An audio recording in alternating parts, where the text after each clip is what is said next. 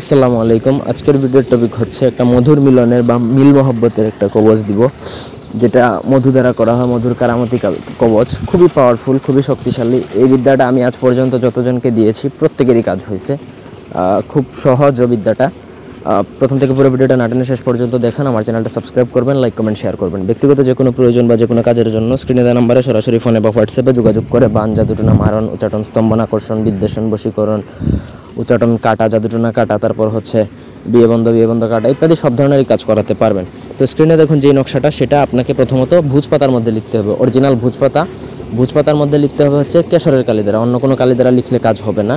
Proper ওয়েতে কাজ করবেন, একদম 1000% গ্যারান্টেড আপনার কাজ হবে। স্বামী স্ত্রীর মিল মহব্বত, প্রেমিক প্রেমিকার মিল মহব্বত, তারপর হচ্ছে দুইজন ভাই, অফিসের বস, কলিগ, আপনার শত্রুর সাথে মিল মহব্বত। এক কথায় আপনি যাকে খুশি তার সাথে মিল মহব্বত সৃষ্টি করে ফেলতে পারবেন। মধুর মতো মিল মহব্বত হবে, মিলন হবে। তো যাই হোক, তার জন্য আপনাকে বাজার থেকে প্রথমত বা যেখান থেকেই হোক আপনাকে খাঁটি মধু সংগ্রহ করতে হবে। ভেজালওয়ালা মধু সংগ্রহ করলে কাজ হবে, কিন্তু এটা মানে স্থায়ী হবে না, অস্থায়ী হবে।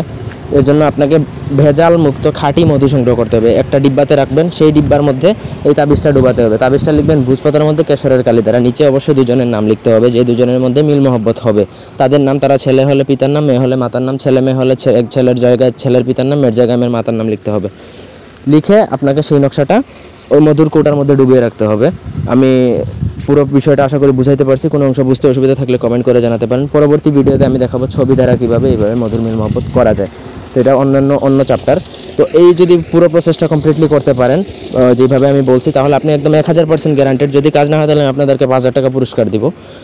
যদি এই বিদ্যার প্রয়োগ করে যদি কেউ ব্যর্থ হয়, কিন্তু আপনার প্রসেস যেভাবে বলছি সেভাবেই করতে হবে। যে জিনিসগুলো লাগবে সেই ইকুইপমেন্টগুলো লাগাতে হবে, অন্যথায় কিন্তু আপনার কাজ হবে না। এটা একদম গ্যারান্টেড তদবির। ধন্যবাদ সবাইকে।